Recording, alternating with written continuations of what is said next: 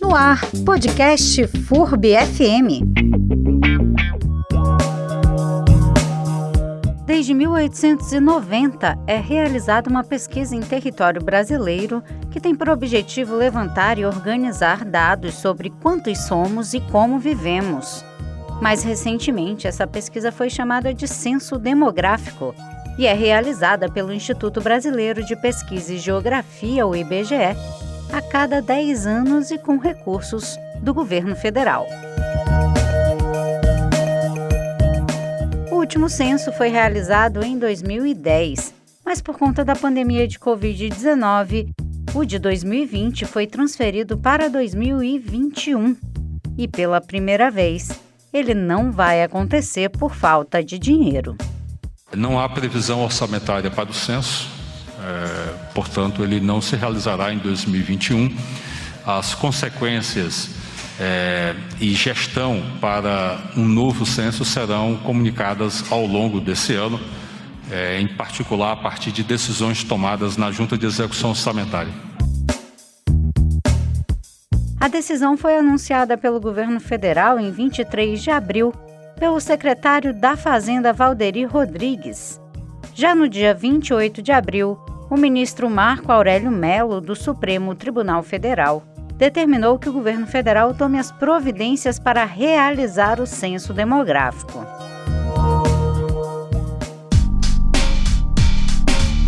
Para comentar o assunto que é extremamente importante, o podcast FURB FM convidou o professor Clóvis Reis, do Programa de Pós-Graduação em Desenvolvimento Regional aqui da FURB.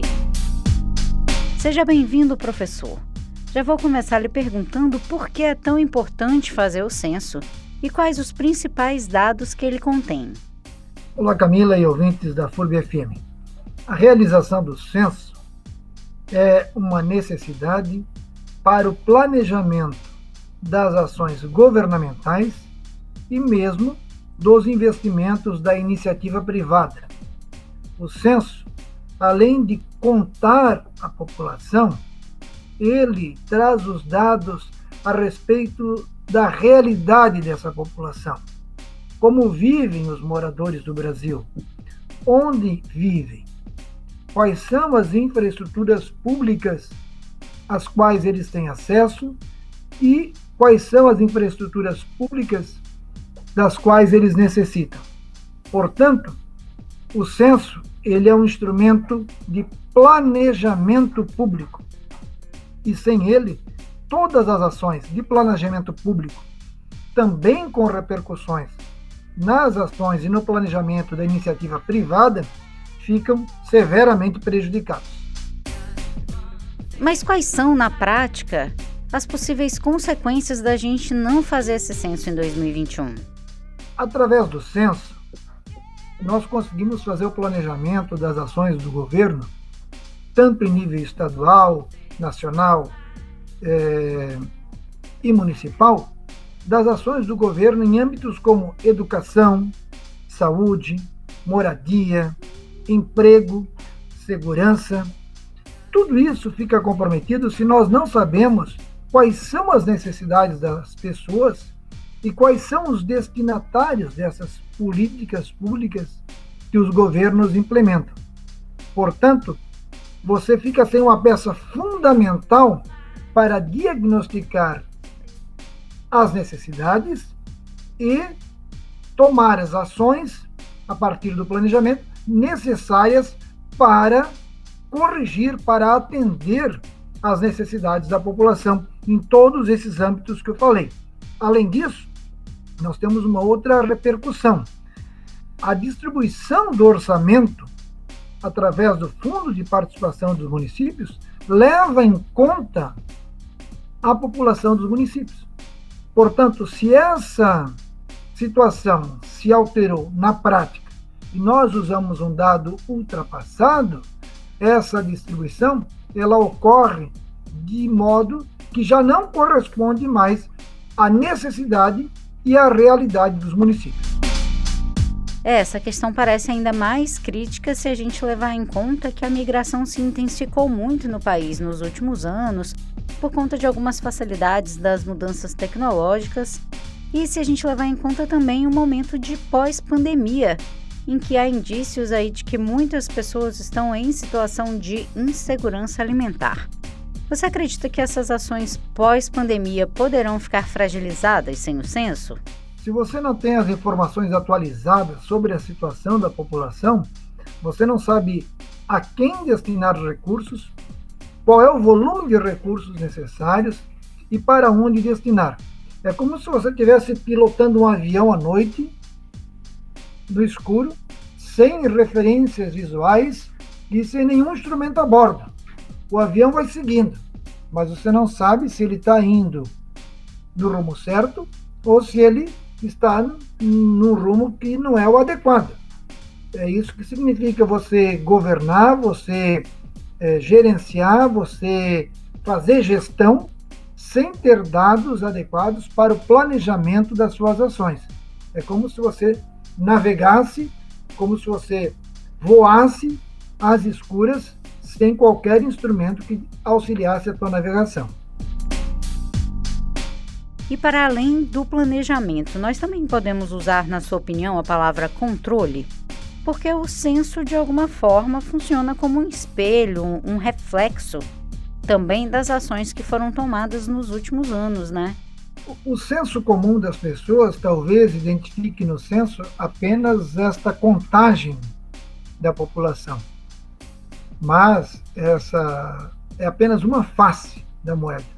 Porque além de contar as pessoas, nós vamos identificar as características dessa população. E isso é necessário para você implementar as políticas públicas nas mais diferentes áreas. Isso é necessário para você distribuir o orçamento público. Isso é necessário, inclusive, para você calibrar a representatividade política dos municípios e dos estados. E, como eu disse anteriormente, para você programar, organizar os seus investimentos privados. Imagina agora uma empresa, uma companhia de outro país, uma multinacional, quer instalar aqui uma filial no Brasil. Ela precisa de dados que a auxiliem, que ajudem a identificar qual é o local mais adequado para fazer esse investimento. Porque sem isso, ela vai tomar essa decisão baseada nos dados que nós temos no momento, e que são dados defasados, porque o último censo foi realizado em 2010. Claro, depois disso houve as atualizações de acordo com os modelos matemáticos que são usados, né? Mas, de fato, o último censo foi em 2010. O seguinte deveria ter sido realizado em 2020, não foi em função da pandemia. Agora, cancelado em razão das dificuldades orçamentárias, e não se sabe quando é que será realizado o próximo censo, se em 2022 ou em 2023. Então, nós teremos aí um déficit de informação de 12, 13 anos, o que, sem dúvida, compromete a qualidade da informação disponível para a realização dos investimentos públicos e privados. E tem mais, né? 2022 está bem aí, tem eleições pela frente, tanto para o Legislativo quanto para o Executivo, e essa contagem populacional também qualifica essa quantidade de representantes para o Congresso Nacional. Não fazer esse censo também pode interferir diretamente nessa proporcionalidade?